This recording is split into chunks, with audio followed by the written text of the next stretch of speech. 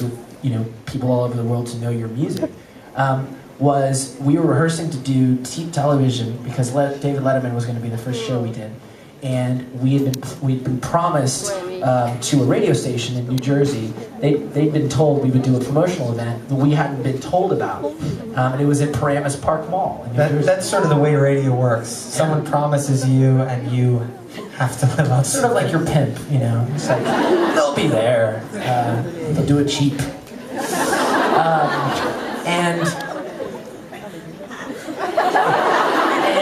You were the one who said pimp. It's so appropriate. It's strange. It is actually. I feel slightly violated by our own comments. But I remember rehearsing for David Letterman, and you particularly were really passionate about sounding good because, Because I forget all kinds of things. Well, we were playing on David Letterman. It was the first major TV, and we're like, we're getting ready. And at this point, we were still isolated. There's no sense that people were hearing the music, that the song was out. And the pop radio station in Tulsa was the third last in the country to add the song. So we had no idea anybody was playing it. No. Thank you, Tulsa.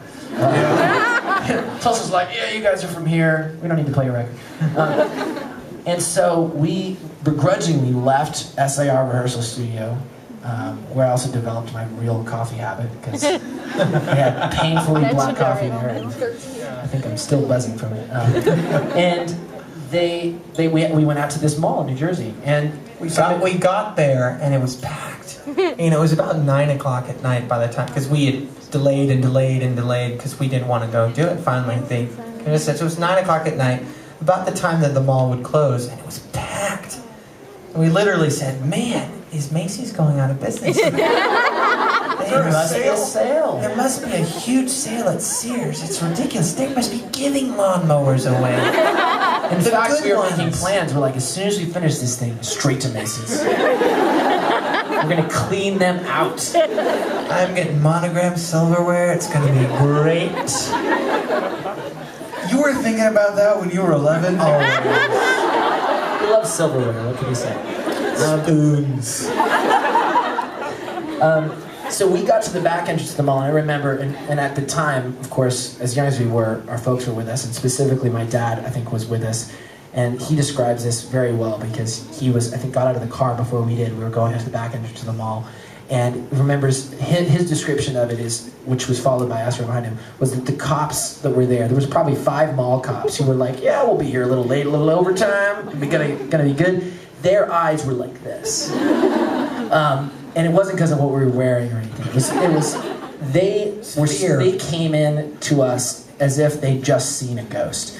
And we thought, God, what is wrong? Something in Macy's has gone horribly wrong.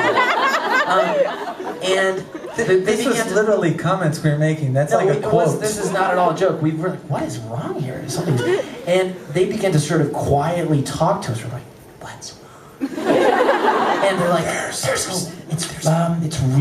a lot of people here. We're like, great. And the radio guy began to come up, and as we got closer to the door, we began to hear, it was like almost like Jurassic Park. It was like, if we even had water in our hands, it would have been like, shooter, shooter. Anyway, anyone have a reference for that? Your butts. Anybody know Samuel L. Jackson? One of his classic lines, hold on to your butts. It's a great Samuel L. Jackson line, you know? So we began to walk towards the door, which had little circular windows, which you could barely look out, and they had covered them.